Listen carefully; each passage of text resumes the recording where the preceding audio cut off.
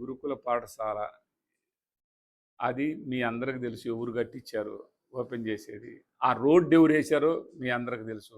అక్కడ ఎవరెవరు ఉంటే ఖాళీ చేపిచ్చానో మీ అందరికీ తెలుసు. చాలా ఆ రోజే మొత్తం పూర్తి అయింది. ఎలక్షన్ కోడ్ వచ్చి అప్పుడు ఆపారు. అది కూడా ఇది అయిపోయింది. అలాగే ఇక్కడ కూడా ఇది చేసాం. ఈ మన మీడియా వాళ్ళకి ఇస్తానన్న స్థలంలో ఈ మక్కిన మల్లికార్జునరావు గారు ఆక్పేసుకున్న స్థలంలో అవి మొత్తం స్కూలు గర్ల్స్ స్కూల్ కట్టించాం. ఆ రోజు దాన్ని కూడా పూర్తి చెయ్యి. మన వినకొండకు మంచి జరిగిద్ది. ఆ 100 పడకలతో కూడా పూర్తి చేయండి ఆంజనేయులు గారు. అది కూడా మంచి జరిగిద్ది. మీరు మీ పక్కనున్న వాళ్ళు దాని గురించి ఆలోచించుకోకుండా మీ గురించి మీరు ఆలోచించండి. ఈ ఊరికి 4 మంచి పనులు చేసినట్టుగా చెప్పుకునే దానికి అవకాశం వచ్చేటట్టుగా చూసుకోండి. బాగుంటుంది. నీకైతే రోజువారీ నీ మనసు ఘర్షణలో సంఘర్షణలో పడిపోతా ఉంది. ఏంటా ఈ పరిస్థితి, నాకు ఇన్ని ఇబ్బందులు ఉన్నాయని. ఏముండవు ఆ ఇబ్బందులన్నీ. నువ్వు మంచి పనులు చెయ్యి, మంచిగా ఉండు. నువ్వు బ్రహ్మనాయుడిని రోజు బ్రహ్మనాయుడు పొలాల మీదకి జనాన్ని దోలుతా ఉండు. నీకు అదే పని సరిపోద్ది. నువ్వేమో ఈ అభివృద్ధి కార్యక్రమాన్ని పక్కన పెట్టు. ఈ బ్రహ్మనాయుడు ఆస్తులు ఏడున్నాయి, బ్రహ్మనాయుడు ఏడున్నాడు, బ్రహ్మనాయుడు పొలాలు ఏడున్నాయి, బ్రహ్మనాయుడు వ్యాపారాలు ఏడున్నాయి, బ్రహ్మనాయుడు వ్యాపారాలు ఏం చేయాలా, అవి కాదయ్యా కావాల్సింది ఆంజనేయులు గారు. అది కాదయ్యా, నీ వ్యాపారాలు నీ గురించి మాట్లాడవయ్యా. పాలల్లో నీళ్ళు కలిపాడని చెబుతావు. ఎస్, బాగా చెప్పావు. నేను పాల వ్యాపారంలో అంట మీరు మీ చంద్రబాబు నాయుడు గారు కూడా పాలల్లో నీళ్ళు కలిపే వచ్చాడా? చంద్రబాబు నాయుడు గారు మీ ముఖ్యమంత్రి గారు పాల వ్యాపారం చేస్తున్నారు కదా, మేమేదో చిన్న వ్యాపారం చేస్తున్నాం. ఆయన కూడా పాలల్లో నీళ్లు కలిపాడా? నీకు తెలియదేమో, ఆయనకు మేమే పాలు ఇచ్చాం.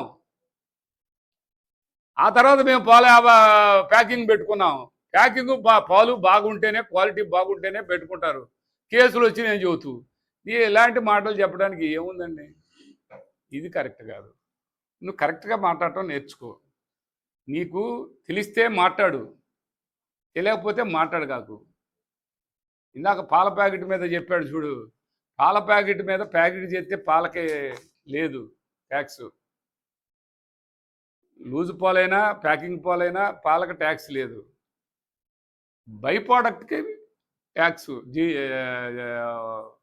మనం జిఎస్టీ కట్టాలి. ఇది వాస్తవం. నువ్వు 6 నెలలకు ఒక కంపెనీ మారుస్తావు. నీ వ్యాపారాల గురించి దేవుడికి తెలియాలి. నేను పట్టించుకోనండి ఆంజనేయులు గారు. నాకు అసలు అవి నీ గురించి నా టైం వేస్ట్ చేసుకోవటం ఎందుకు? నువ్వు ఏడ పడుతున్నావో, ఏం చేస్తున్నావో, నీ కేసులు ఏందో, నీ గోల ఏందో నేను పడను. నీకు పొద్దుగుకులు ఏది లేదు అని నా మీద నువ్వు ఇలాంటి 150 ఎకరాలు ఉందంటావు. మలుపూరు అగ్రోటెక్ వాళ్ళది. అది ఇప్పుడు నువ్వు కాజేస్తున్నావు. అందులో మట్టి తోలుకుంటున్నారు మీ ఊరు. మొత్తం మట్టి ఆడ నుంచి వస్తుంది, కొండల్లోంచి మట్టి తోలుతున్నారు. దానికి ఏమైనా మైనింగ్ కడుతున్నావా? ఆ చేతులు అడిగిపోయి జాగ్రత్తగా ఉండాలా, చేయకూడదు. అంత జాగ్రత్తగా ఉండాలంటే కాదు, మైనింగ్ వాళ్ళకి పిలిచి చెప్పు, ట్యాక్స్ కట్టించు. మరి మీకు మేమేం తీసుకోవట్లేదని చెబుతున్నావు కదా. ఇవన్నీ కొద్దిగా చూడండి. మేమైతే ఇక రోజు మీకు సమాధానం చెప్పాలంటే మేము చెప్పలేము. రోజు మేము మాట్లాడాలని మీకు అదే పొద్దుగూకులు ఎదుటోడి మీద బురద చల్లుదామనే ఆలోచన తప్ప రెండోది లేదు. మీరు ఎమ్మెల్యే అయ్యారు, మంచి మెజార్టీతో గెలిచాను, బ్రహ్మనాయుడిని చిత్తుగా ఓడించాను అని చెబుతారు నువ్వు, మీ ఎంపీ గారు. ఆ ఎంపీ గారు చెబుతుండే నిన్ను నేను అనేవాడిని అని. అనవయ్యా, ఇప్పుడు అంటే ఏమైంది? ఓడిపోయాం. నేను ఓడిపోయేది ఏంది? నువ్వు ఓడిపోవా? సరే, నీ టైం బాగుంది, నువ్వు ఓడిపోలేదు. స్టాలిన్ లాంటి వాడు ముఖ్యమంత్రి చేసిన ఆయన ఓడిపోయాడు. మమతా బెనర్జీ ముఖ్యమంత్రి అన్నిసార్లు ముఖ్యమంత్రి చేసినా ఆమె ఓడిపోయింది. మేము ఓడిపోయిన దానికి ఏదో పెద్ద లెక్కగా చెబుతున్నావు. నువ్వు మూలన కూర్చున్నావు, ఓడిపోయాను.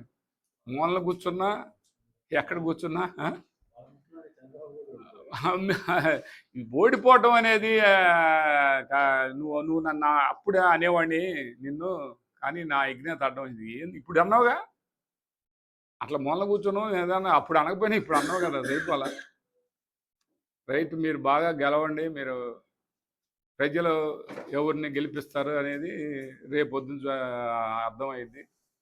అప్పుడు మాట్లాడదామని ఈ సందర్భంగా తెలియపరుచుకుంటూ సెలవు తీసుకుంటాం.